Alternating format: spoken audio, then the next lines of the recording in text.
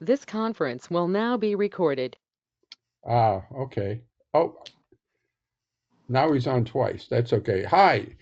Oh boy. Um, oh, there we go. Great. Hello, Yeah. this is Jim Marshall, AnCan Foundation's Veteran Support Group. Today is March the 18th, and I am going to be the moderator. And I would like to thank the AnCan Foundation for sponsoring this thing, and also for Johnson and Johnson for providing the financial support for the go-to meeting video stuff. And the way I generally work, I know there are a couple of new people, and the thing I'd like to do is to go to the new people first and get some basic information out of them. And then I know there are some of us old timers that have things to bring up. So let me go to Mark first. Mark, Hey um, Jim, can you hear me? yes, Yep. I got a question for you. What branch of service did you serve in? I was Air Force 84 to 94. Oh, 84. And what did you do offhand? Security police. Oh, SP. Oh, fine. 84 to 94. Okay. And by chance, did you get over into Southwest Asia into the desert? I did not. I was doing a PCS move from Hickam Air Force Base to Portsmouth Air Force Base when Desert Storm kicked off, so I missed it. Okay. And so so are you currently VA disabled today? At 10%. You're just at 10. And what is it offhand, if you'd mind sharing that? Yep, I don't mind dislocating my left knee while stationed at Kunsan. Oh, okay. So you were also did Korea. That's correct. Okay. Where else within the United States were you stationed? I know you probably started out Lackland, right? Yep, of course. Yep, Lackland, of course, and then I went from Lackland to Pease Air Force Base, Portsmouth, New Hampshire, Right? and then Yeah. I went to Kunsan, and Okay. then Hickam and Wordsmith in Michigan, and my last from '92 to '94 was Pope in Fayetteville, North Carolina. Oh, okay. That's right adjacent to Fort Bragg, right? That's correct. Ooh, okay.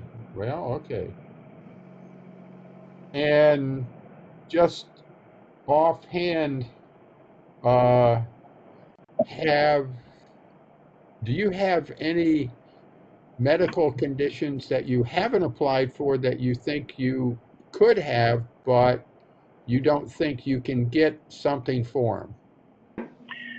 Uh, so the VA recognized my right foot. They put hardware in my right foot after I broke it at Hickam, and they recognized it, but it's 0%. I've appealed that once, but they still came back with zero. So that is Okay. the issue I'm trying to work through. Oh, okay, okay. So it's the right foot. Any other things you've been leading a clean, healthy life? Yeah, yeah. No other things. Okay, and just out of curiosity, and it isn't in this group, but in the AnCan Foundation, how often are you getting tested for prostate cancer? So, um, I still work for the federal government, so I Oh, a have double dipper. yeah. Oh, well, Well, I didn't retire, so right. still work for the federal government, and so through that process, through my federal Blue Cross Blue Shield, I do see a urologist once a year, and have been tested for prostate cancer. Okay, well, we can talk about that and we outside of here because the current recommendation is to get the test 2 times a year, but that's another story for another session. Okay, Excellent. and I take it that you bought your time in the Air Force into your federal career, right? That's correct. I bought my time about 15 years ago, so now I have 25 years of federal service. Good move. Anyway, uh, um, I worked for my last 12 years as a civilian within OPM.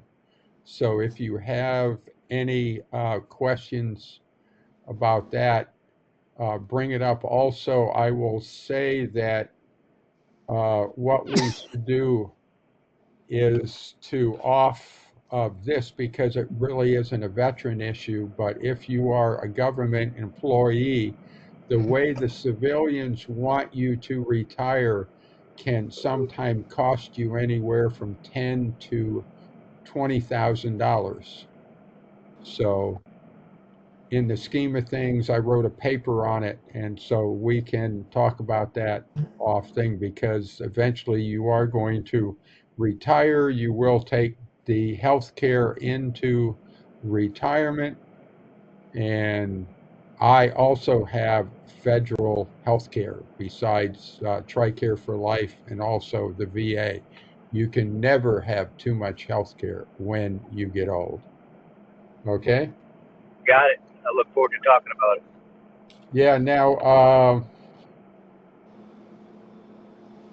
so at this point, uh, you don't have any hypertension, diabetes, anything at all? Nothing at all. That's correct. Wow. How did you do that? I mean, all of us are. Good show. Well, actually, for the future, um, we can prepare you for what's going to be ahead of you because you sound like a youngster. So, in comparison to us, or a lot of us here. Okay, do you have any questions for us? No questions that I can think of. I appreciate the opportunity of joining the group and just listening and learning. And then, at a time to be determined in the future, I would like to do a 1v1 with you and work through some stuff if possible. Yeah, now, a thing I'd like now, I take it you have signed up for the VA healthcare, right? Yes. Okay. And what I can do, looking at where you were and what you might be eligible for, the thing that happened in 2024, March the 5th of 2024, the VA came out with a thing called TERA, Toxic Exposure Risk Activity. And it was, uh, it applies, uh, it applies to probably automatically everybody that was exposed to Agent Orange, okay, in the Vietnam, Thailand, Cambodia, Laos, Guam, Johnson Island, etc., and also all of those who went into the Southwest Asia, Kuwait, Saudi Arabia, Iraq, Afghanistan, Somalia, K2, etc. But also in that thing, there is radiation exposure, which is a big part of the PACT Act. And then what is the sleeper is that many of the bases within the United States have been turned into EPA toxic waste sites. And because that's true, you could also apply for TERA. You say, well, then what does TERA get you? TERA is 100% free VA healthcare for the rest of your life. And in your case, you might say, well, I've got Blue Cross Blue Shield. I have the government gold standard, and it is good. I mean, the government healthcare, the civilians are not stupid about their healthcare, and they've never cut it.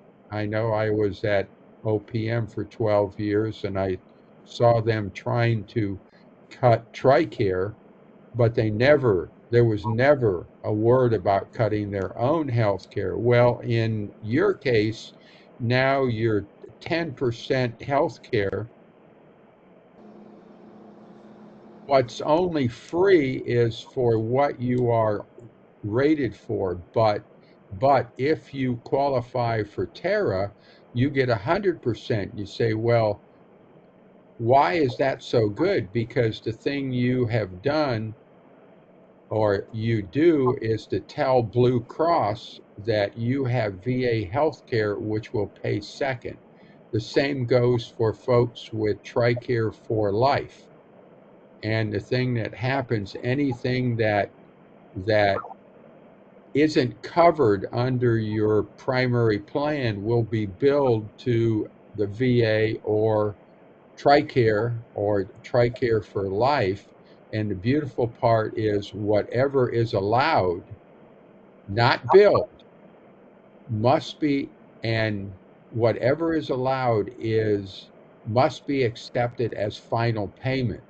I know specifically for myself, because of the TRICARE and now the VA, for all of the medical stuff I've had privately through the federal health plans, I have never paid a copay, even though the plan says you do, and I've never gotten a bill.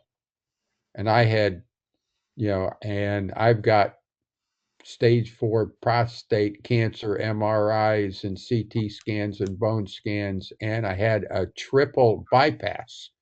$168,000, never saw a bill out of it. So that's something. And generally, Polk Air Force Base next to Bragg is probably a prime candidate. Wordsmith, I would think so. Hickam these days, with the petroleum aspect, is a prime candidate for TERA. Okay, let's go on to Paul. Hi, Paul. Hello, good evening. Sorry, I was slow in catching on. Oh, no problem at all. I think you're probably on an iPhone or a cell phone, or is what? Yes, iPhone. Oh, yes, we have. Joel is on that. So, refresh my memory. You are already disabled, right? Yes, How much? 100%. Oh, and is that for just a single item, or is that multiple items? Well, the main item is the metastatic prostate cancer. Oh, okay. That is Well, it. Yes. you you are welcome to join us in the Reluctant Brotherhood. Joel's in it, uh, and a few others that I know, but we can talk about that elsewhere. And then also, out of that, because you are already stage 4, as I am, are you also collecting loss of use of creative organ? No, that's something you had mentioned on the email when I let you know that I had gotten Pluvicto Right. through the VA without having to go through the docetaxel drill. Right. Yeah. Yeah. Yeah. Yes. Now I remember. And Who is providing your care? Is that and with the VA offhand? No, I'm with a medical oncology group in Virginia Beach, Oh, okay. and they are administering the infusion. Yeah, yeah, okay, okay. I was just curious. Now, offhand, and you were what? Army, Navy, Air Force? Air Force. Air Force. Were you a pilot? No, I was medical corps 2 years, Oh, wow. 68 to 70. Are you a doctor? I'm a urologist. Yeah. Oh, you are a urologist. Oh, you need to join us in the high risk prostate cancer group. We could use you. Absolutely. We can talk about that later. Okay, so offhand, are you aware that you can get more than 100% money wise? No, Yeah, you had mentioned it. I think as you started to say the procreative organ loss, but no, I wasn't aware, nor was I ever tuned into anything of that nature. yeah. There's a thing called special monthly compensation, and SMC is for the people who have lost limbs and are within wheelchairs and all of those nasty things, because I was always curious, how do they rate a loss of a foot? Is it 20%, 30%? Well, no, because there are two sides to this thing. There are us over in the 10, 20, 30, up to 100%. Then on the other side of the room, there is this thing called special monthly compensation. And this starts around 40,000 and it goes up to about 119,000, believe it or not. Mm. Well, over there within the SMC side, there is a thing for loss of use of creative organ. Now, what guys generally do is to apply for ED. Well, Mm. ED will always be rated Deny. as 0 Mm-hmm. because it's dysfunction. What we have is malfunction. Okay, Mm-hmm. it's a little more uh, intensive, right? So Yeah. that's where that loss of use of creative organ for the $136.06 comes from. Now, over there, there is another subsection, and it's Sierra or S, and it says if you have one that's 100%, which you do, and by chance you have a second one, which is 60%, then you will qualify for subsection S, which is about an extra $345 or so, $47 a month. Or you have one that's 100, you have one that's 40, and the little ones, including the 40, total up to 70, which is actually, it could be 65 because they round up and they round down. And so you can be entitled to more than myself. I have two that are 100%. So therefore I get the SMC subsection S and SMC subsection K. So by chance, is there any other thing that you may be encountering that you said, why should I file for it, right? I mean, Well, you mentioned you had open heart surgery. I have 11 cardiac stents, so I bypassed the surgery, but I've had my experiences with coronary artery disease. okay, so now are you possibly a Vietnam vet? Yes. Oh, okay. So yes, indeed, that's ischemic heart disease. Oh, we should, uh, yeah, if you got CAD, and we can talk about that as far as how they happen to rate that, because there is the rating information is contained if you do a Google on the internet, okay? Hmm. And if you Google VA space 38 space CFR space part space 4, it's a gigantic PDF. And that's how and it has the rating information for all of the things, how they rate things. And since it's a PDF, you can do a search on heart, and it will give you a lot of information about how they rate heart issues. Hmm.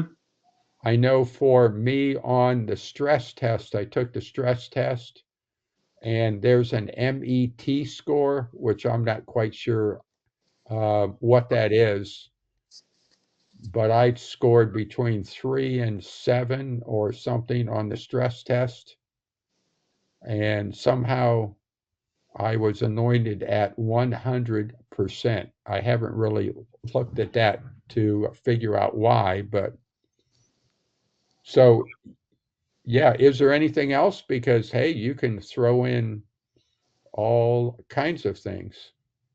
No, those are the two big issues. Yeah, Okay, now, are you single or married?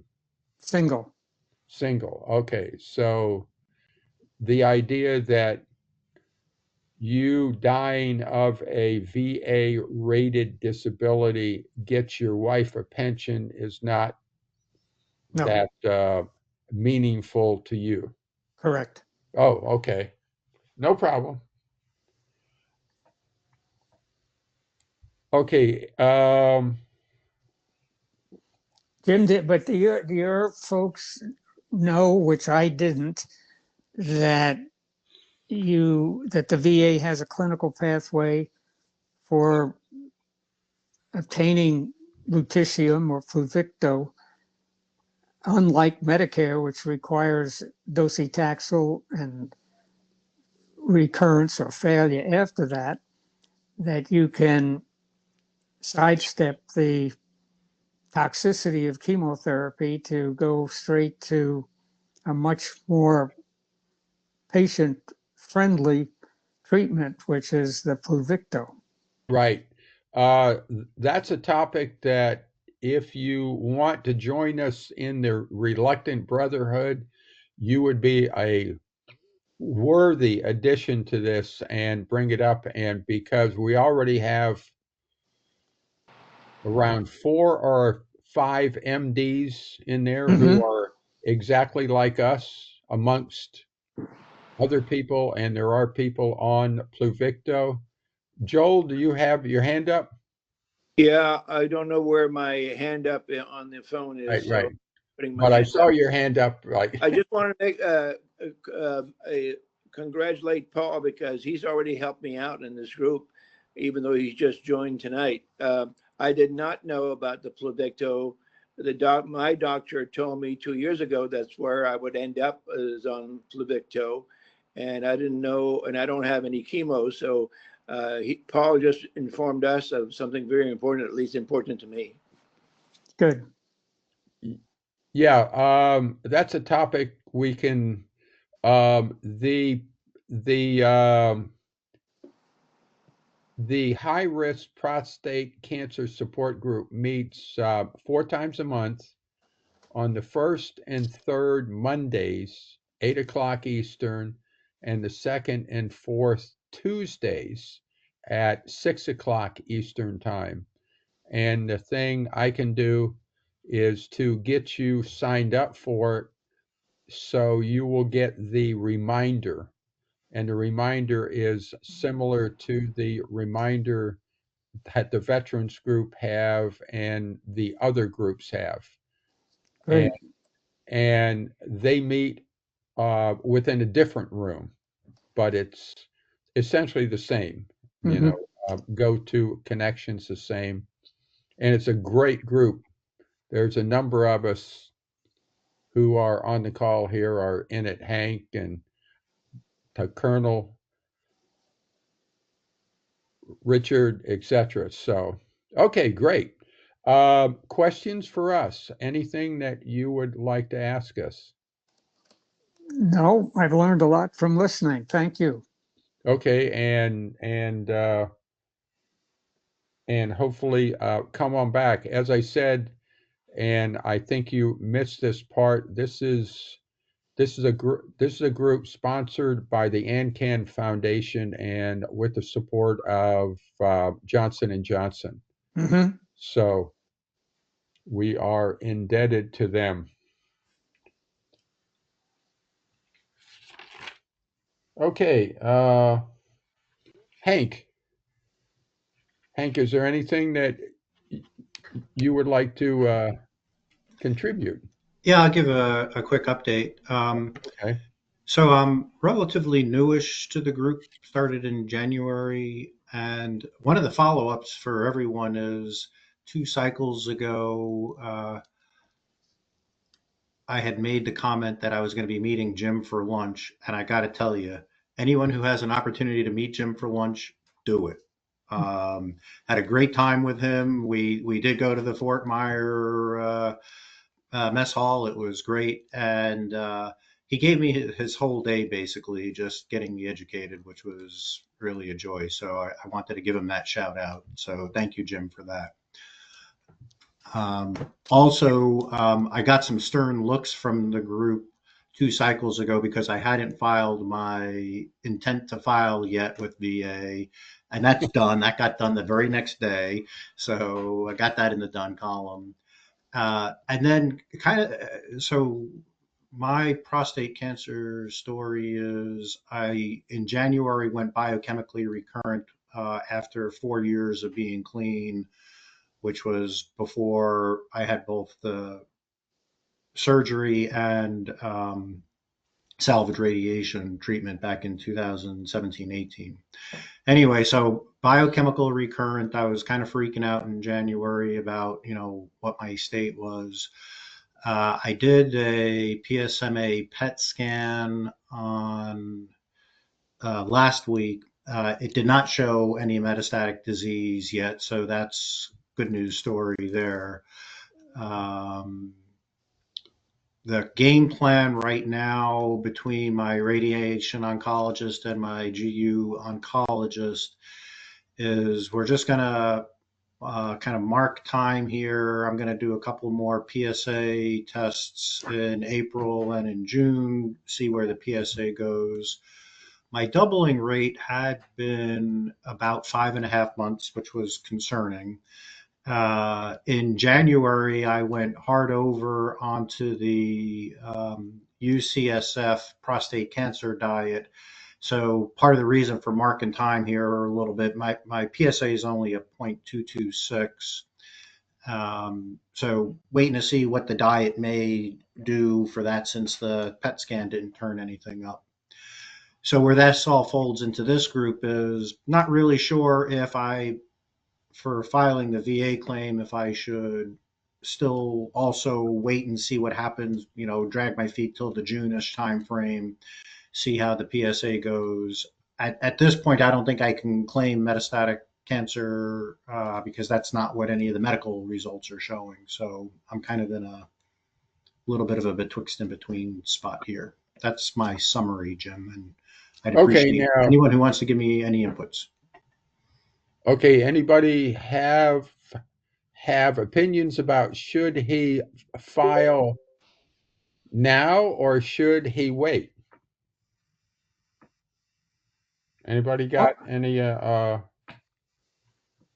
how many people say file it now? I'm going to raise my hand and Okay. I thought he Uh, already. I thought he said he already filed the intent to claim, and I so intent to file, but not the claim itself. Right.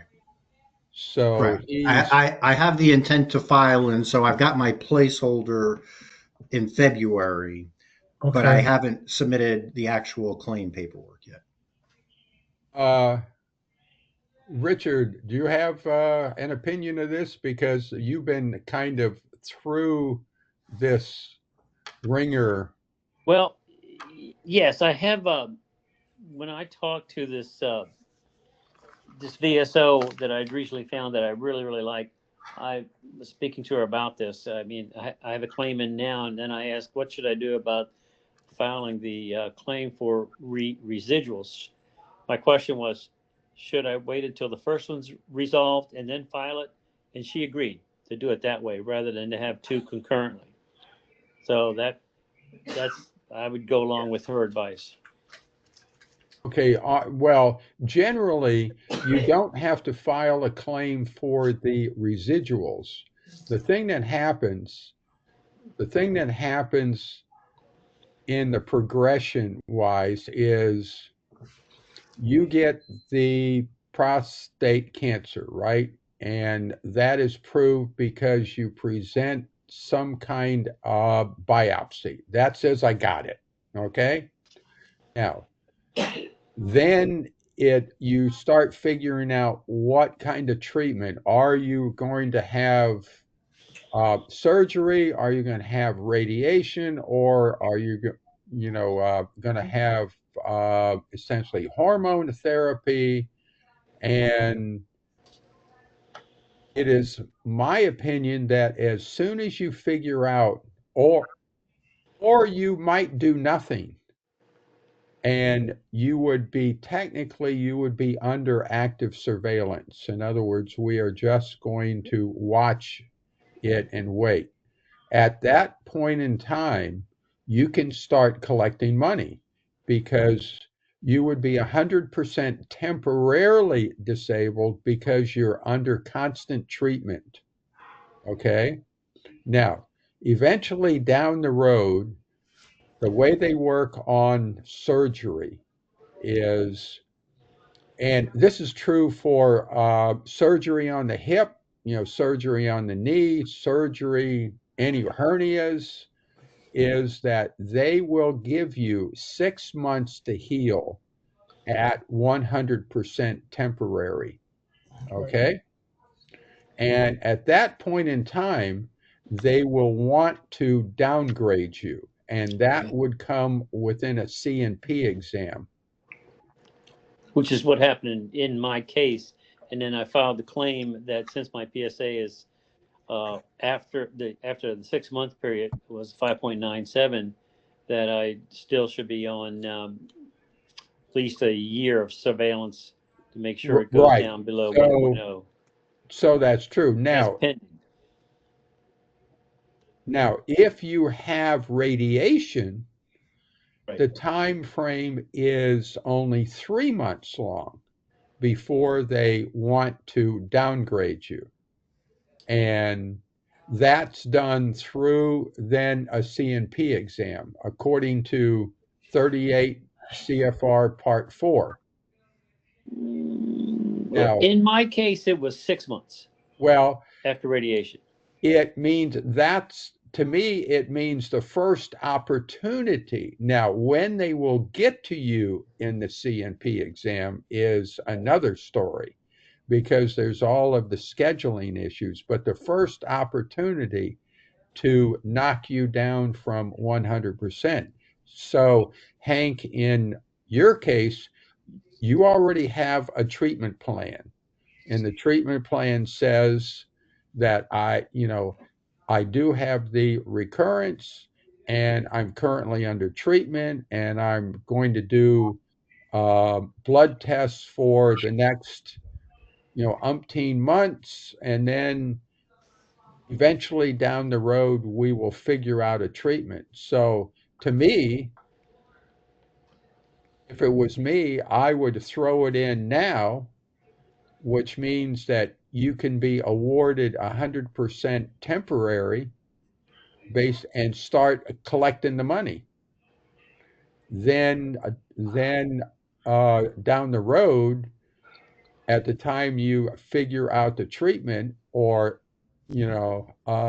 let's say you do some salvage radiation of some kind, and now the PSA drops down and it stays down, then you would go into the downgrade, and that's another story about the CNP exam either dropping down to 10 through 40 or 60 for this.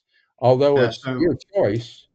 so when we were talking, when we were at lunch, we were talking in terms of metastatic. I don't think any of my docs are going to support calling it that. Oh What no, you're well, hinging on is talking in terms of the biochemical recurrence and the treatment plan starting from there. Boyd, it looked like you were going to. I was going to ask, chemical recurrence, is that considered like active again? yes, it Oh, is okay. active, but he doesn't know where. And Yeah, and my docs are. I'm getting treated at Sibley, so it's Channing Paller is my radiation oncologist, and both she and the I'm sorry, she's my GU oncologist. right. Both she and the radiation oncologist, they really hedge their words a little bit about whether they're willing to say the cancer is back. Oh, okay. They Well, don't. But then when I say to them, okay, so my PSA is a 0.226, if it isn't cancer, what is it? Then they're like, well, yeah, it probably is cancer, but it's very low So, level. Hank, So I'm so kind of in Hank, this spin cycle. if I can ask, what's in your printed records? What does the diagnosis Uh, say in your medical records? Great question. I'll have to go back to be precise, but I don't believe any. I think they use the term biochemical recurrence, but they don't actually say cancer. I don't think they use that word. What was the Oh, I okay, live lowest in that for kind Florida. of goes PS? back. I think what Jim is saying is that, and what I was trying to understand is, so if biochemical recurrence is considered like a treatment, like a still tied to prostate cancer, by the fact that the condition is getting worse, then I'm kind of on board with Jim that it makes sense to go ahead and apply, as long as that's somewhere in writing, because then I'm thinking you can submit your claim, and that's the documentation you would need to attach. Got it. Okay. yeah, in that I will have to do some research on what is uh, the definition of a biochemical recurrence of prostate cancer. And now I take it you do not have a prostate now, right? Right. Prostate So, was removed in ah, 2017. okay, well then, And then my PSA right after the surgery started going up, and I did two right. months of salvage radiation, uh, December 2017 to 2018. That knocked So, my PSA down to unmeasurable all the way up to about 2 years ago when it started creeping up. And right. then last year it started taking off with this 5 month doubling rate, which is what started getting everyone pretty excited, although the PSA level was low. It looks like So if Paul, did you want to throw something into this? Well, I hear you saying what is a biochemical recurrence? And the definition varies somewhat, but okay, 0.2 is about the highest upper limit that any GU oncologist will accept as being, we'll say, questionable. Once it's greater than 0.2, you have biochemical recurrence substantiated by the fact that you had lower PSAs that are gradually increasing. So there is absolutely no, in my opinion, uh, argument about labeling BCR as your current status. Now, whether you you very well said, whether you make a decision as to begin therapy now or later is somewhat a judgment call, and your physicians have been kind of fair with you. I think you have recurrent prostate cancer somewhere, but there is no target for radiation. You can't be radiated a prostate bed again, but would it be elsewhere in the bone? No target. And the side effects of androgen deprivation therapy are not inconsequential. So there you go. But you do have BCR. And that identically equals the cancer's back. Yes. Got it. Yeah. In the world of prostate, I guess there's a 1 in a million chance that some things somewhere could be producing PSA, but prostate specific is just that, prostate specific antigen. It's the best tumor marker and the most reliable for just the problems that we have. Yeah. Okay, that's fair. Thank Okay, you. well then, the thing that we can do is, if you would want, we can start on putting together the claim, which is going to be fairly easy to do, because I take it, refresh my memory. Are you a Gulf War vet? I'm a Desert Shield, Desert Storm guy. Oh yeah, presumptive PACT Act. Yeah. No sweat whatsoever, and you are already rated for it, right? Are you rated for the prostate cancer at all? I forget. No, I have never filed anything before. Oh, okay, No, okay. So I've don't have up until now zero interface with the VA. zero. So you are going straight in with prostate cancer and the loss of use of creative organ. Oh yes. It's a fact. I get that. Now, just out of curiosity, and this is not necessarily pointed at you, but it raises a good question. Are there other things that you were thinking about applying for besides this? Yeah, we talked about that a little bit when we met. But to recap for the whole group, very fortunately, I'm healthy. So there isn't really anything that to me seems reasonable to be filing for. Right. Now, if there was, let's just pretend there was some kind of a back issue or something like that, spinal issue. The thing that, because you can file for even a 100% temporary, and it's fairly easy to do. The thing that I suggest is you go straight in for the easy one. And the easy one in your case is the prostate cancer, loss of use. Practically, I already have all of that written up as far as a narrative goes, and you submit that straight in, and that starts collecting 100%. Now, the thing that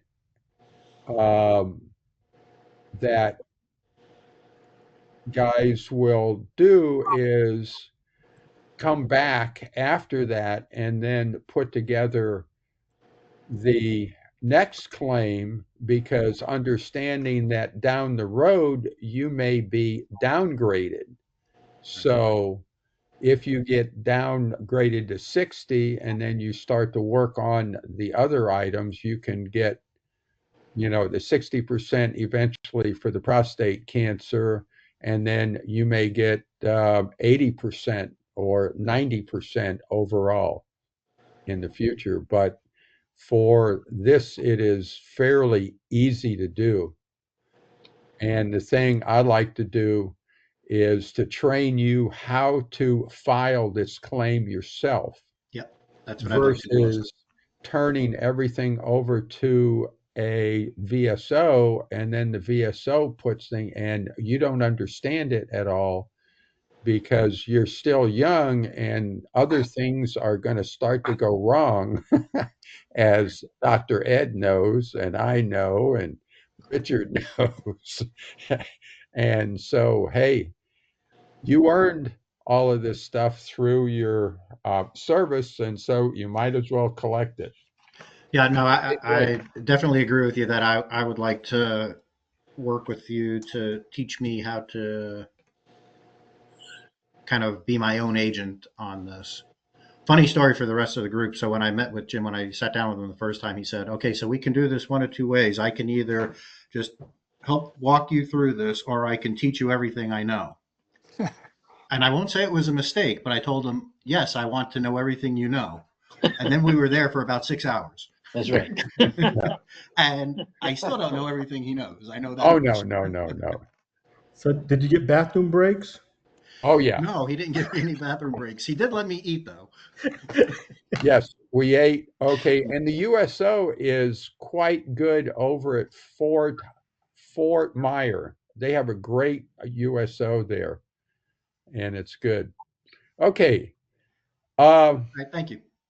Joel, I know. Ask the question. Oh, wait, Richard. Yes. Okay, maybe I'm missing something here. Okay, Okay.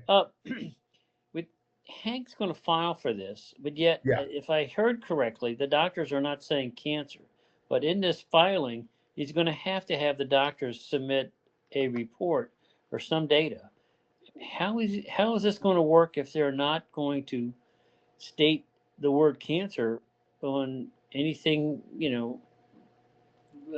as supporting evidence? Did I miss something or what? Good. Well, Joel has his hand up, I think, right? Or not? That's right. Yeah. Okay. On all the progress notes that my doctors have written on me, there's always on the inside the notes a place where they say stage 4 metastatic advanced prostate cancer. So, well, I take it back. They don't say prostate cancer, but but obviously the whole thing is about prostate cancer. So, that's always labeled clearly on the progress notes. So any progress notes that you have through my chart or any doctor's records that they have on you would have, there'd be no doubt that you have prostate cancer is what I'm saying. Well, actually, in Hank's case, okay. In Hank's case, his prostate cancer became covered under the PACT Act, and the PACT Act was put into effect in August of 2022. So even though his prostate cancer was diagnosed back in 2018, 19, whenever it was, he has the fact that he had prostate cancer. Okay.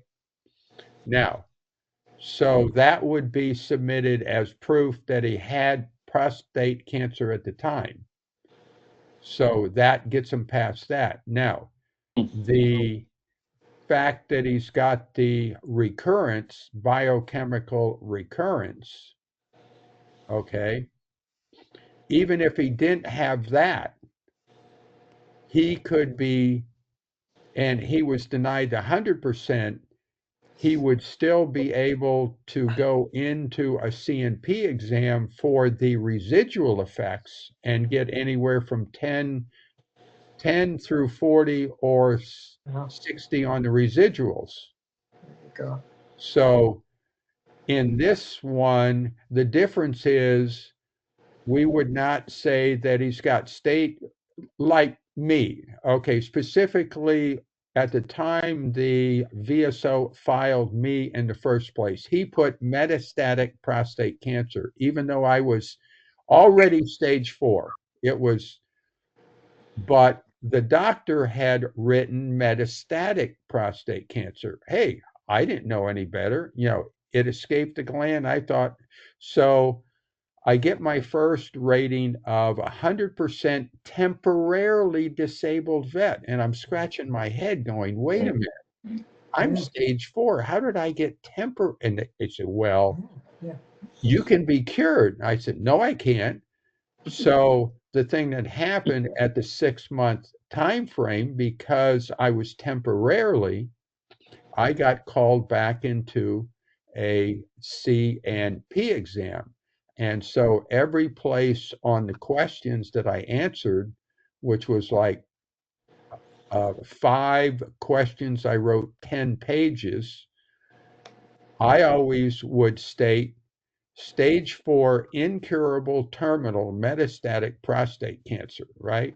And I got the doctor to also write stage 4 incurable terminal and surprisingly, I got 100% permanent and total. So, yes, metastatic prostate cancer means either stage 3 or stage 4, and it will And always be. Joel, to Same. answer, while Jim was talking, I just went into my chart thing and looked at the notes that both Dr. Powler and Jalen Garrett, who's my physician's assistant in the radiation oncology group, have written, and they do use the words that I am BCR, but that's all it says. It doesn't say anything beyond that. Right. So Okay. I think. Well, the thing out of this, what we can do is to get, you can send an email to Zoe. Okay, have you met Zoe? I haven't, but I saw your discussion about her in the note that you had sent around on that. So yeah, that's For another reason. Yeah. Hopkins here at Sibley, Dr. Channing Paller has what is kind of like a patient liaison. She's a nurse, and her name is Zoe. I forget the last name. And I've got her email address even because I started talking to them, both of them, about the veterans group.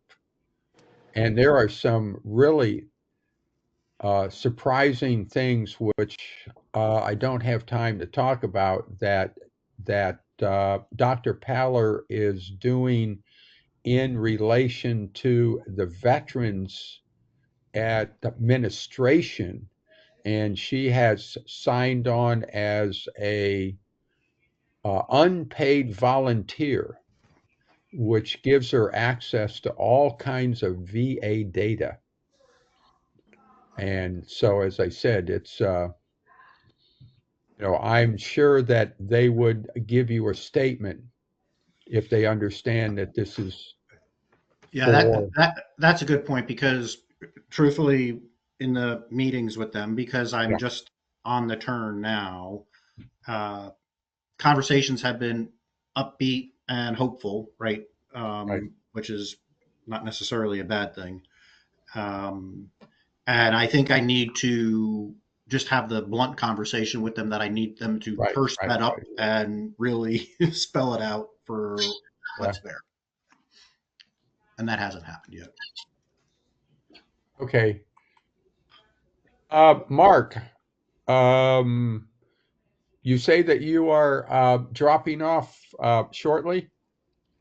Yeah, yes, sir. I sent that note in the chat. I Oh, need to okay. drop off. Well, Like I said, it's an early day tomorrow, heading up north. oh, okay, Um, okay. No problem at all. Um, now, where are you? Oh, 330. Wait, are you around here? I live in south of Fredericksburg in Spotsylvania. I Oh, work oh, up oh, in DC. okay. Yeah. Okay, that's okay. Well, if you have 3:30 in the morning, you have to get up. I Oh, leave the house at 4. I'm in the Pentagon by 5:30. oh, yes, I was there for 7 years. It was an interesting place. Okay, Paul, you have your hand up. Yes, and I'm going to have to leave as well. Thanks so much Oh, for the okay. invitation. Good meeting you all. See you again. Okay, good. Yes. And I'll Thanks. be I will be talking to you and maybe hopefully see you Monday night because they That, would love to have you on it, especially as a urologist. There's a psychiatrist, yay, I think a psychiatrist and I forget internist and a few other things in the I'll MD world. I'll look forward to it. Thanks again. Good Okay, seeing you sir. guys. Bye bye. Yes. Uh, Colonel, did you is that Oh, a I was wave just or gonna. a shake up your I, hand? I was waving to say goodbye, but Oh, yeah. I was just gonna stir the pot some more with Hank in a good way and say, when I Oh, was retiring from the Air Force, the best advice I got was, it's not our job to figure out whether the VA will approve the claim or not. It's our job to submit the claim. And you're talking about going back to have the conversation with the doctors, but my thought process that your doctors are interested in your health diagnosis, not a disability diagnosis. And so if the BCR is there, like you said it was, that's the indication that your prostate cancer treatment um, mhm. is leading to a worsening condition. And every time I read the VA language, when they talk about their claims decisions, it talks about basically we don't think the condition is going to get any better or not likely to get better anytime soon. Yeah. I That appreciate is, that. That's good Yeah. perspective. Thank you. um, Joel, I want to talk to you because there was something that I heard um on the call Tuesday night that you're in Houston at an extended stay for cancer treatment. And how did you engineer 3 free nights there? Okay. About 3, 4 years ago, I started investigating that and found out that the um, American Cancer Society has um, 28 motels around the country and one in Puerto Rico that you can stay for free at if you're undergoing any type of cancer treatment or meeting with your cancer doctor in a city where they have one of those Hope Lodges. So, and then when I dug in further, I found out that the Extended Stay America hotel chain also had a contract with the VA, with the American Cancer Society, not the VA, with the American Cancer Society for free rooms while you're undergoing treatment or scans or talking to your doctor's appointments. And uh, and so I called them. And at that time, they told me, I'm sorry, all our free room contract is gone, as they've all been used up, but we can offer you 50% off on any extended stay motel in the country. And there's hundreds of those because of Houston alone, they probably have 7 or 8. And I'm in one of them. And I've been to a different one in Houston before. But so this time, I called my doctor and I called a social worker, and the social worker says, "Well, I asked them, um, uh, the Houston Hope Lodge started saying you have to have 2 people show up, and you can't only have the patient there. You have to have a patient support person." Because they've been saddled with taking care of patients who can't move alone, who can't transport themselves, or can't talk on the phone alone, and that type of thing. So it's put an undue burden on the Hope Lodge. So they said, no, you're calling too late. The Hope Lodge, first of all, still requires 2 people to be present, and number 2, they book up at least a month ahead of time. And I was calling in a week ahead of time. So I called the American Cancer Society back, and they said, "Oh, by the way, we have a new free program." And so what you do is you call American Cancer Society. You go down their phone tree, and it's very obvious. It'll say transportation and lodging, and you push the lodging button, whatever that's 2 or 3 or 4, whatever it is. And then they'll come on the phone and say, and you explain that you're a cancer patient, and you're going to be under treatment for 3 days or whatever, in whatever city you're going to. And they'll say, okay, so we can do 2 things. We can give you 50% off on a hotel, extended stay America, or we could give you free nights. And I found out sort of through talking to them that you're allowed 12 nights. You're allowed 12 free nights. Now, I don't know if that's per year or per individual or per lifetime. I have no idea, but the number 12 came into play. So, so that's how I got my free nights. I actually living here for no cost whatsoever. My highest cost since I've been here is probably Uber, because unfortunately the rodeo here is in town in Houston, and they've booked up all the hotels. So it was hard to get in to one of these hotels because I couldn't get into the closer one, in other words, because they were already occupied. Right. So that's how you do it. You call and then when you call also, if you're calling from 7 a.m. to 7 p.m., they will call the hotel itself that has space, and they'll know that ahead of time. And all 3 of you collaborate, and they assign you the hotel room right there. So they're the ones that get the hotel on the line and do all the hard work for you. You don't have to do any research. All you do is the American Cancer Society has people dedicated to just doing this. And so that's how you get a free hotel if you're a cancer patient. Okay, great. Okay, well, yeah, that could be very beneficial to a veteran. Very, Yeah. very beneficial. Yeah. Okay. Okay. At this time, I'd like to recognize Sylvester Mann. How are you doing today? I'm doing good, and hello, everybody. Sylvester is a retired VA employee that worked there many, many years and a great resource for this. Okay.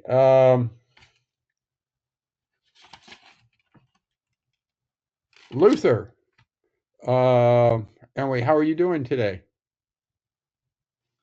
Doing fine, guys. Just a little late getting here, but Hey, no problem at all. So, would you like to ask a question, or should we go through you and figure out where you are in all of this and how we can help you? the question I wanted to ask was Okay. of you. I believe in a previous meeting you said that you had at one time taken both Eligard and River. Oh, yes. And Yeah.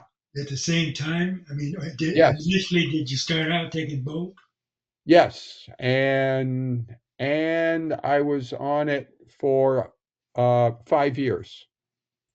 Oh, okay. And I tolerated it quite well because of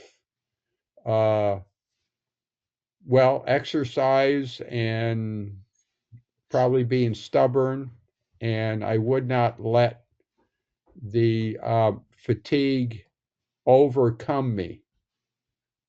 So, okay, other than that, now I take it that are you applying for or have you applied to the VA for your prostate cancer yet? Yes, I've applied both for prostate cancer and I have Parkinson's. Oh, so you got a two-bagger. Well, it just so happens that on the Parkinson's now, um, But let me tell you before you go okay, too deep into it, Jim. I contracted cancer 8 years ago and Parkinson 4 years. So I've been with the VA for a while, and I'm rated at 90%, but paid at 100 okay. permanent total. So you did the TDIU, right? Yeah, TBIU. That's total disability, something Unemployable. unemployability.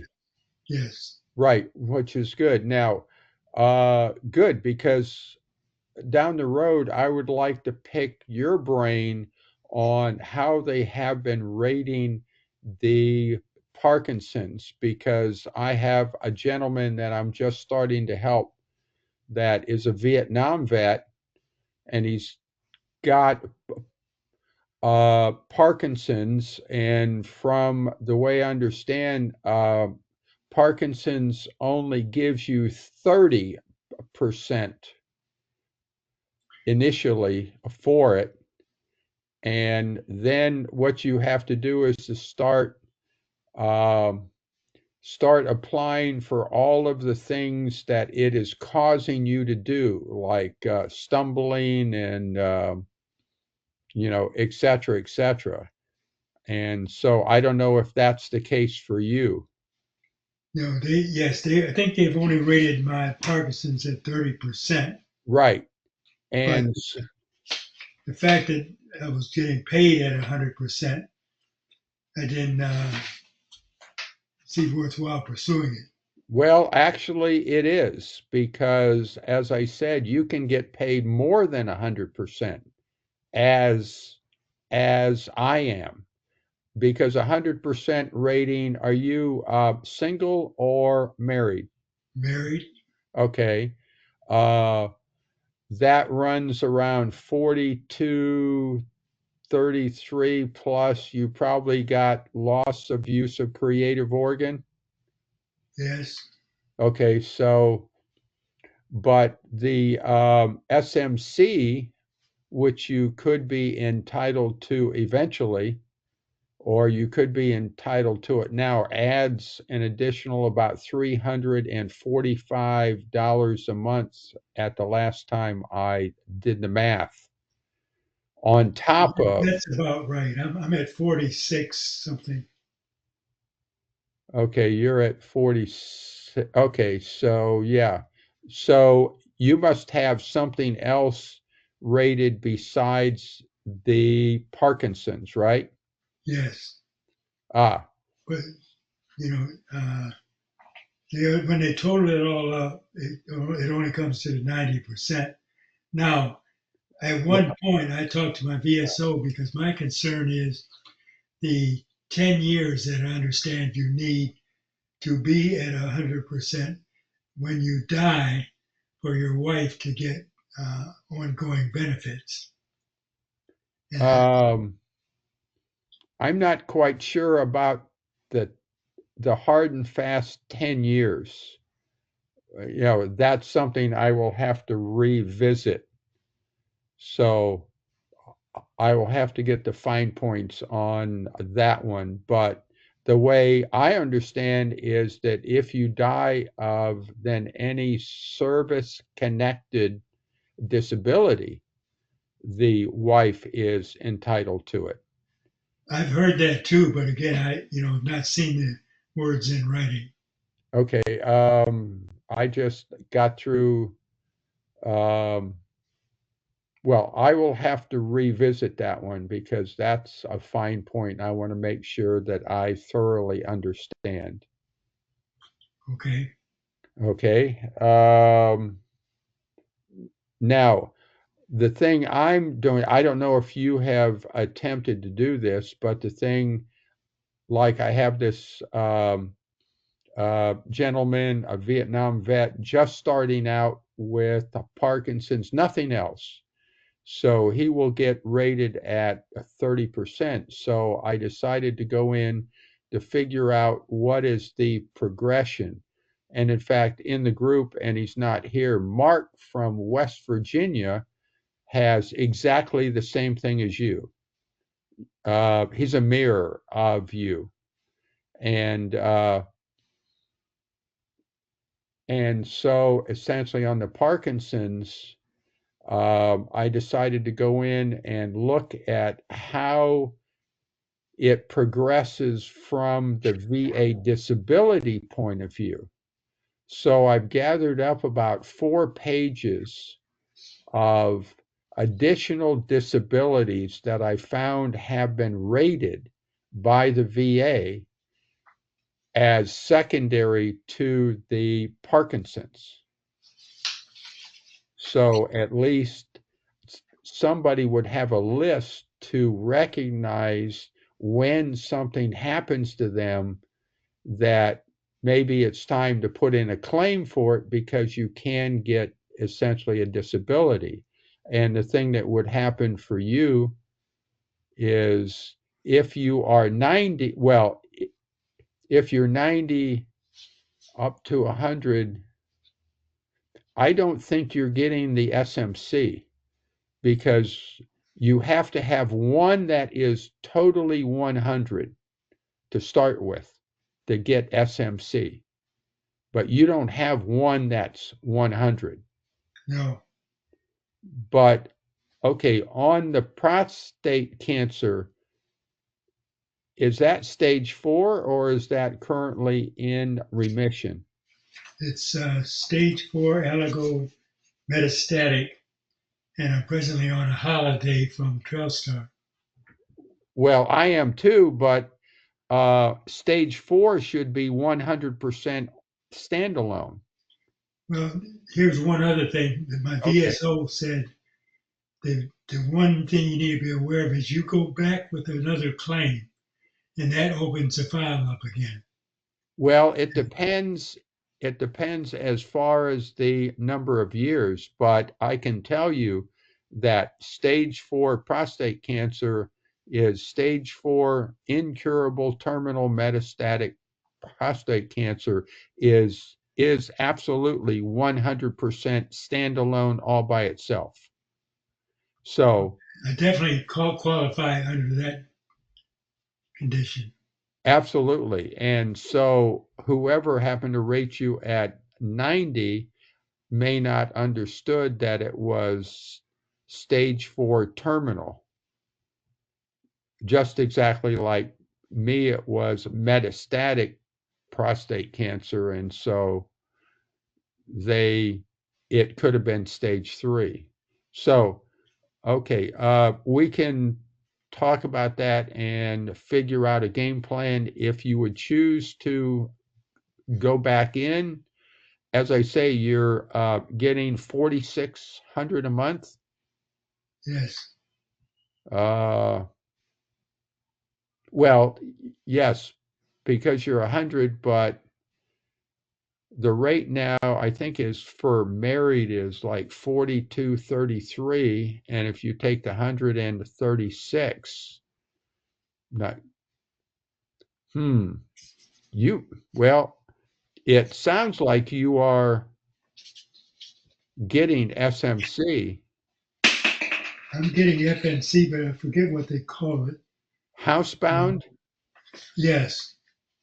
Well, to get housebound, you need one item that is, well, no. Well, I will have to check on the fine point of that, if it's one item or just 100% in a collection of items, and then you have the other things. Okay, interesting. It's one item at least at 60%, Jim. I know that for a fact. Well, that is the second one. One item at 100 and a second item at 60, or one at 100 and one at 40, and all of the little ones, including the 40, add up to 70, or technically 65, which is rounded up to 70. So, yes. I've got 60 for the residuals of prostate cancer, and the others are all. Residuals. In fact, I can send you the PDF that talks about the various Okay, yes. conditions from Parkinson's. Oh, yeah,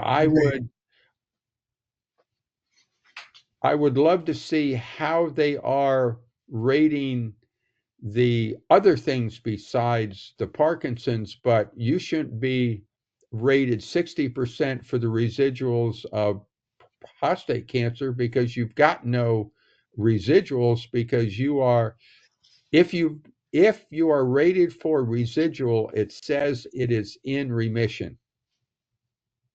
And yours obviously is not, Correct. if you are stage 4. Yeah, well, the doctor stated and indicated stage 4. Yeah, so interesting. Okay. Okay.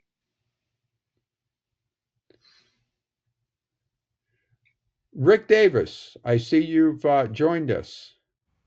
I have, and I Oh. was just about to leave because you were on such a roll. Well, Oh, actually, yeah, I didn't want to interrupt you, man.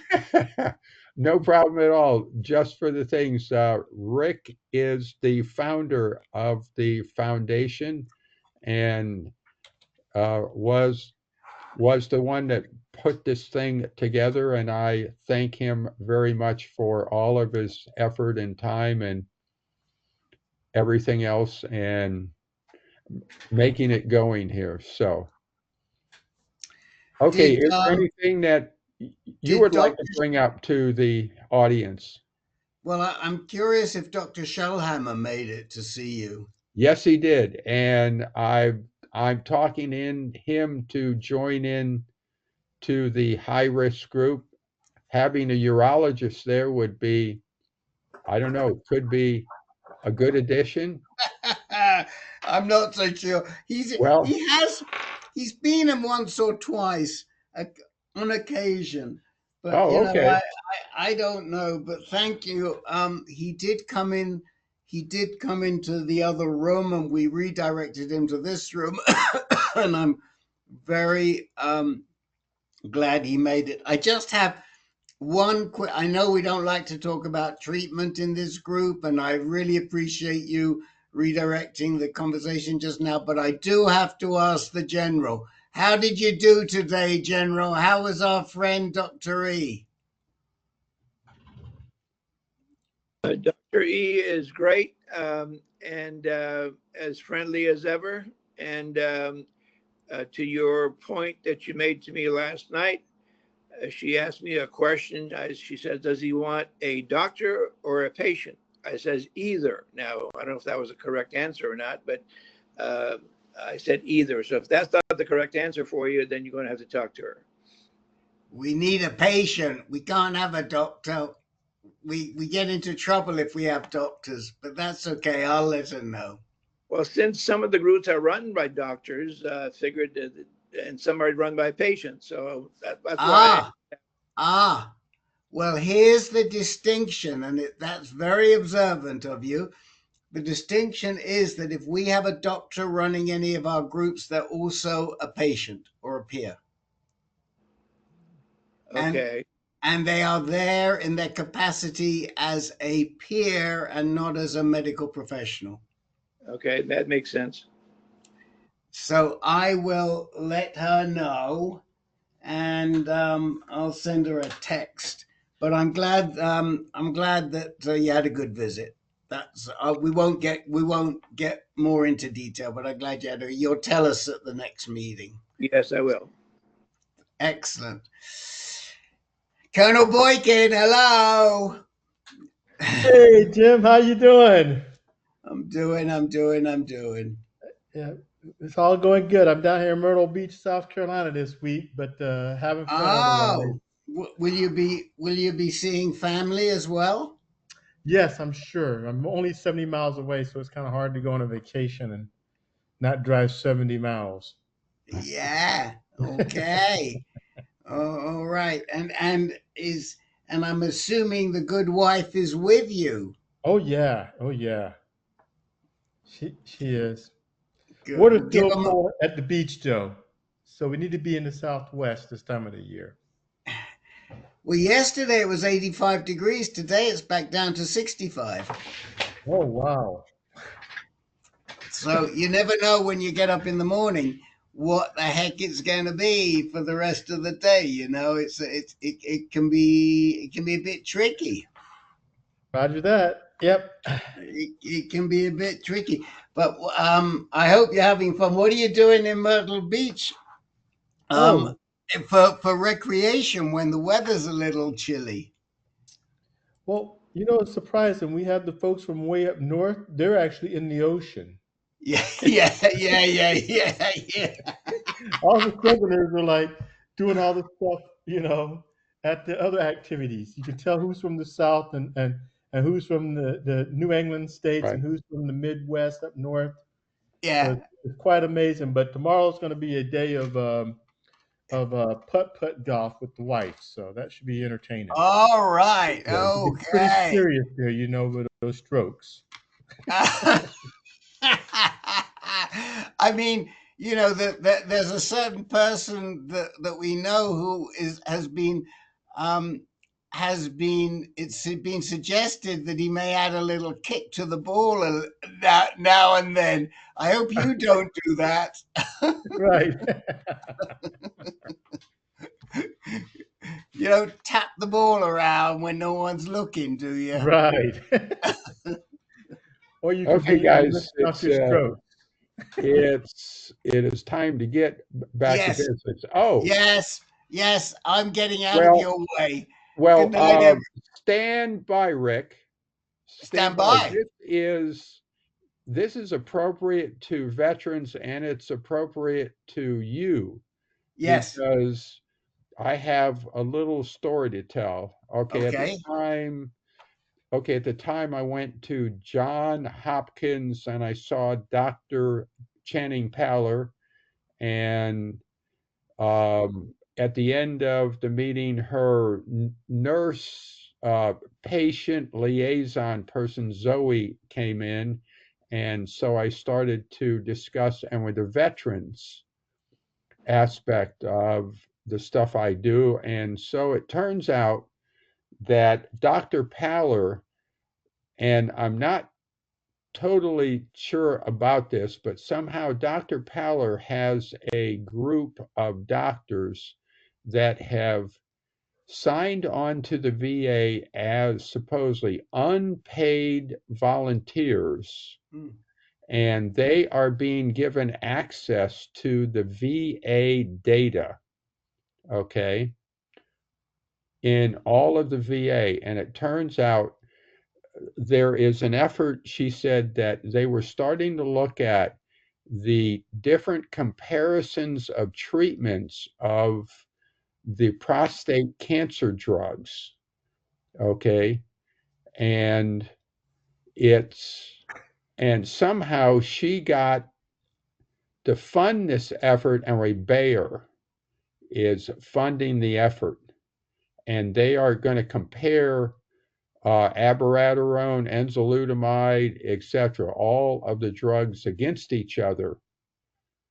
And so that's as much as I know, because I know guys in other groups have asked, well, has there been studies comparing how the results of each of the treatment paths with the different drugs? And the answer has always been no, because there really isn't any profit. Not exactly, Captain Jim. There have been studies between the three drugs. Len is really the expert. He can pull them up from the top of his head. But there have definitely been studies, and in fact, one of those studies is blogged on the group in the AnCan on the AnCan site. Comparison between, I think, between the blockers. It didn't include abiraterone. The problem I see is this: every study I've ever seen that Bayer funds always comes out with Bayer's result. So I can pretty much guarantee that whatever this study is doing, it's going to tell you that darolutamide is the best option. Because that's how Bayer works. Yeah, that's a Bayer study, but Bayer's only funding this, and Channing Paller and a number of other doctors are the ones that are putting it together. So I don't know if they will be. See, because I've seen some very reputable doctors on other Bayer studies, and they come out they come out with results that I Right. question. Okay, so I'm sure she's doing it. I'm sure it's going to be a very useful and helpful study, but studies that are funded, all the pharmaceuticals are the same. It's just that Bayer tends to be the worst offender. I happened to be in conversation for an hour and a half yesterday with the medical affairs person at Bayer. And I would have asked her about this had I known before, but I can ask her again. She's a very, very nice lady. And Yeah. Len works quite closely with them. But Okay. we'll see what they come. We'll see what they come with. The when you have that huge VA database, which is what they're really accessing, Yes. these researchers can get the statistics to say whatever they want the statistics to say. Yep. Now, if they ask it a question and they don't like the answer, they can pose that question in a different way so it comes out with the answer that they want. And Yep. it happens. Let me defer to Colonel Boykin. He knows a little bit about this. You know what I'm saying, Colonel? Yes. Statistics lie. Well, actually, there are lies, there are damn lies, and then there is statistics. Statisticians. Yes. That's I remember in the Pentagon, we used to preach that all of the time. Okay, Right. well, that's good. But thank you. And look, I'm also really pleased that you liked her. And it sort of endorses our feeling that she is a good doc. I'm sure that when this study eventually gets published, we'll be able to ask her directly, and if the stuff we don't like, we'll be able to take it to her directly. But it's a little tricky, and Bear in particular is very tricky, and we've called them out. I pulled myself out of a Bayer study because I didn't like the way that they were going to report the results. And we've seen them do it many, many times. And then in case you don't understand it, they also usually generate a patient-friendly version, which Len's written one, David Muslin's written one, Ben's written one of these patient-friendly versions for them. Okay. But they're a little tricky, Bayer. At the same time, it's a very interesting situation for us because we don't take money on a branded basis from anybody. We won't take money to push a drug. At the same time, we always tell Bayer, but we think your drug is probably the best of the bunch based on what the men say. And so we will recommend it, although we may not recommend it first line because we know that abiraterone is probably better before one of the Ide brothers. But occasionally we do, and we will. It's just that the sequencing of darolutamide then abiraterone is probably not going to be as good as abiraterone then darolutamide. Right. Okay. I thank you very much for that. Did I send everybody to sleep? Have I managed to send everybody to sleep now? Oh no. Yeah, thank you, Dr. Ed. The thing There I you want to go. do is to I know we diverted off into a disease specific, but I want the vets to understand prostate cancer because it is one of the most prevalent disabilities that I've seen in the Yeah. last 3 or 4 years.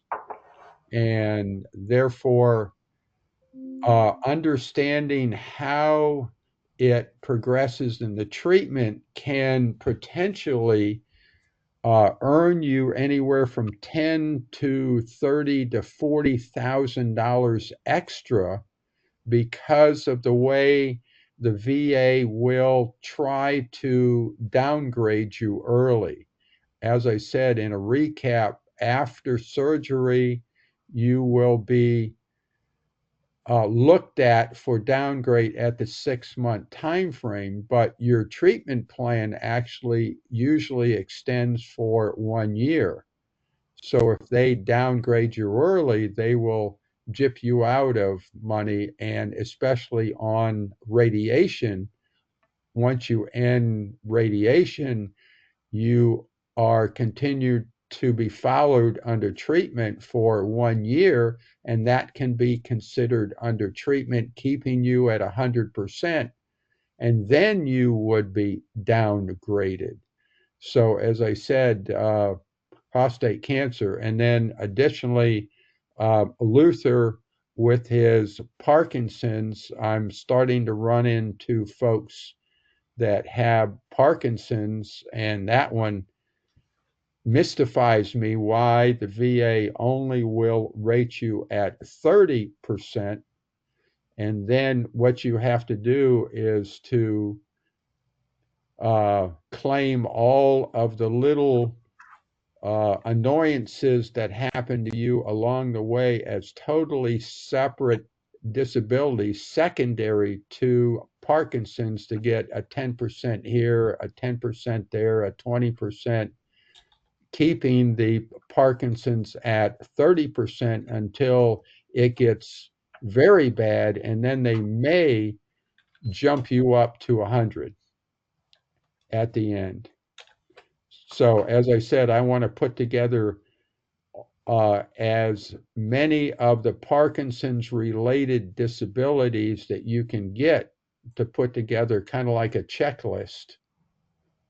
And so the people that are starting out with it will have an understanding of what might be coming in the future and be alert for it. So when each of them happen, you can throw in a claim because you have been educated about how to do it. Although I will throw out one thing early, and this will show up in a reminder, but anybody that uses Access VA to submit a claim, I reported a security hole in Access VA to the VAIG. And there is a potential security problem that can happen. And I tried to report it to the VA, and nobody would take it. So they finally told me to file an IG complaint. So I did. So that will be coming out in the April the 15th thing about how that works. And it's only a security hole if you might use other than your own computer. In other words, if you were to go to the library and potentially file a claim, actually submit it through Access VA. So anyway, Sylvester, do you have anything to bring up? Any words of wisdom for us? No, I don't, but it has been an encouraging visit tonight, and I wish all of you well. I thank you much. Dr. Ed, is there anything, because you've been sort of quiet tonight, which is fine. Yeah, it's been kind of tough lately with the hip and walking around, and just been really tired. Cleaning out the house. Oh, Yeah. Wow. so cleaning out the house, are you thinking about moving? Yep. Oh, where to? Closer to family? That's the primary idea, but there are some other things going on right now. Not the Oh, least. okay. Well, not the least of which is the stuff up at Walter Reed, Oh, okay. and they're also gonna. They sent me to colorectal down at they didn't have any openings up at Walter Reed, so they're for that one they're sending me to Fort Belvoir. Oh, okay. So everybody seems to rave about the new hospital. I have been down there only one time, but it looks pretty slick. Right. Just for the veterans out there that are retired and remember when they tried to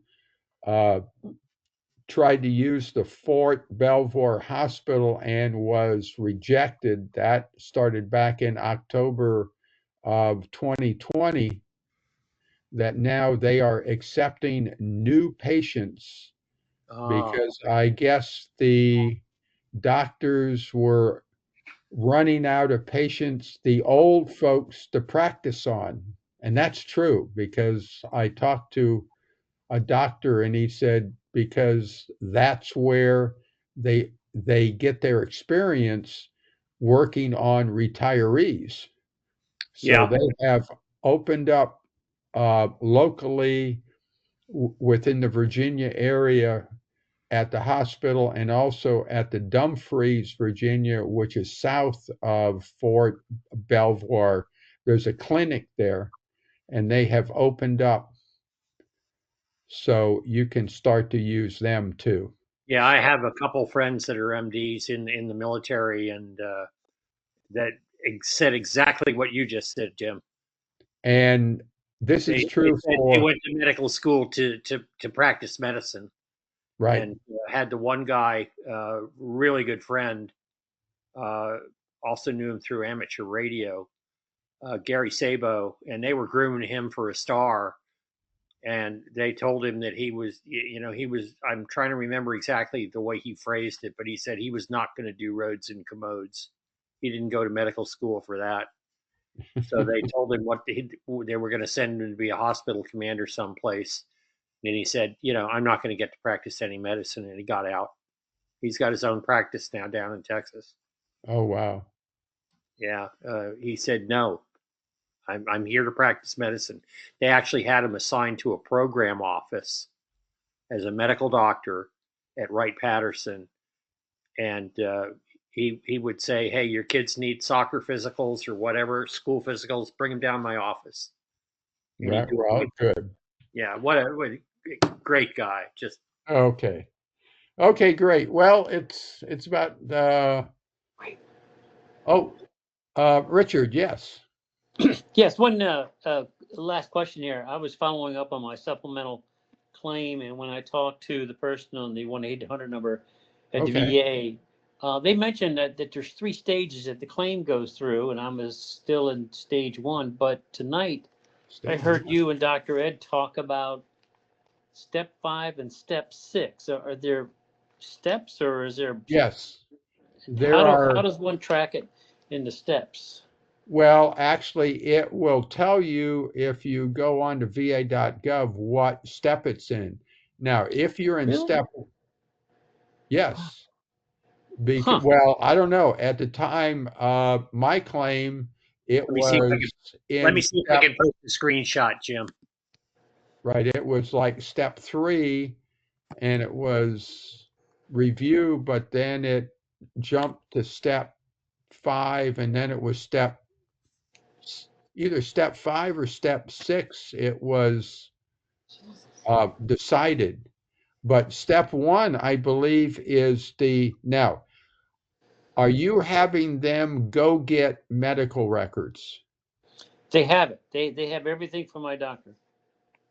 They already have it, so they don't have to retrieve anything. Right. Well, I don't know. The first step may be that it hasn't been assigned yet. Because I don't know if it's step 1. I mean, that's at the very, very beginning. So what I was told on the phone was the following. Okay. Stage 1, preparation for decision. Stage 2, pending for approval. Stage 3, pending for notification. Okay. And that's all I was told on the phone. I can't see anything else. Now, when I go to the website, I just see that it's still in the decision-making process. And that's all I see on the website. I don't see any details. No, you can go. No, when you go there, go in and it says check your claims and appeals, or actually it says it says the way I open it, it comes up with my VA and it says claims and appeals. And then it says something about July 6th. Right. I've got this phantom second claim going through, which is weird. So on the right side, you have to click on manage all claims and appeals. And then you'll get the list. And one is claim for compensation. And that says step 5 of 8 rating. Right. The other one is claim for eligibility determination, step 2 of 5. Mm. And I when I talked to them on the phone, they said that, oh, that's just an administrative thing. What? Okay. Yeah, really. I think it depends on where you're looking at, because there's stages and there's steps. Okay. And depending on which one you're looking at, you can get confused. So I've seen what both of y'all are talking about. And then if you go back and you dig deeper, like in the 5-stage thing, they break that down into there's 3 sub-steps in there. And I've seen also, Dr. Ed, what you're talking about as well. Yeah, well, this is, I don't see anything about stages. Hang on.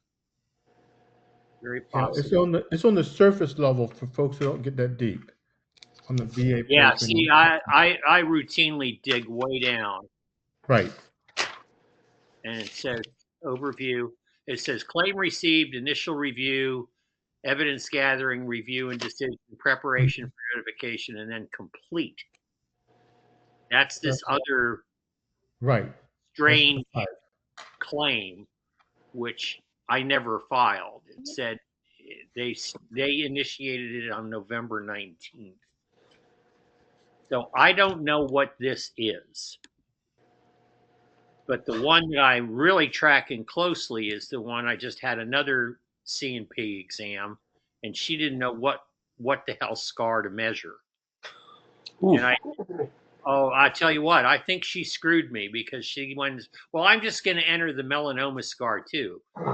No, because the melanoma scar has already been measured by the previous C&P, and he gave me enough to get 10% just on the scar. I know he wasn't supposed to share that, but she measured it as a couple tenths of a centimeter narrower, and that's not going to get me anything. So I don't know who the hell they're going to listen to. I also had a nexus letter from my dermatologist. It stated the width of the scar. So. Okay. Well, hopefully they take that. So, well, we'll see what happens. Yeah. Okay. So I guess I'll just have to spend more time on that website and just delve into it as much as I can. There are dig around pieces. There are a couple pieces there that are not obvious, where you have to go down another layer, and then it shows you the whole thing, and then it'll tell you about the step that you are in right now. Okay. I'm glad I brought that up. Because the other one, which is the one the claim for compensation, this is an 8-step process. Jeez. And it says claim received, initial review, evidence gathering, evidence review, rating. And it says I'm now in rating, so I'm at step 5 on this one. And then step 6 is preparing a decision letter. Step 7 is final review, and then 8 is claim decided. And it says when you're looking at it, they've got a little diagram with 1, 2, 3, 4, 5, 6, 7, 8, but between 6 and 3, you can go back and forth. Oh my God. If you send them any additional information, you'll go back to step 3, and then they'll look at it and whatever. So I don't know. Okay. Okay. All right. With that,